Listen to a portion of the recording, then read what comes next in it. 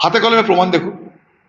শিক্ষকরা যাতে চাকরি না পায়, তারা যাতে আন্দোলন করে মরে, যোগ্য হওয়া সত্ত্বেও আবার তাদের যোগ্যতা প্রমাণ করার জন্য বাধ্য করা, সেই বাধ্য করতে সুপ্রিম কোর্ট যাওয়া, কারণ নিজের দুর্নীতির স্বীকার না করা, সব কিছুর জন্য আপনি কোটি কোটি টাকা খরচা করে হাইকোর্টের সমস্ত বড় বড় ব্যারিস্টারদের মোতায়েন করে এখানকার চাকরি যোগ্য প্রার্থীদেরকে চাকরি না দেওয়ার সব ব্যবস্থা করছেন। কিন্তু এই মমতা ব্যানার্জি, এই বাঙালি যারা বাইরে বিপদে পড়েছে, বাংলা ভাষায় কথা বলে বলে প্রতিদিন যে কথা বলছেন, তাদেরকে রক্ষা করতে, সেখানকার প্রশাসনের উপরে চাপ বাড়াতে, তাদেরকে বাধ্য করতে কিন্তু সুপ্রিম কোর্ট গেলেন না। এবং আমি বলবো, এই চাকরিহারাদের সঙ্গে ন্যায়পালিকা, তারা বিচারক, মনে হচ্ছে ঠিক হলো না। তাদেরকে সম্মান জানিয়ে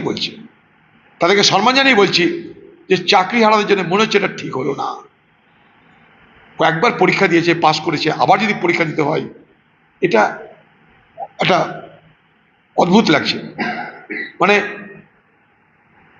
তাদের উপরে ডবল ট্যাক্সেশন হচ্ছে, কিন্তু এটা ঠিক না।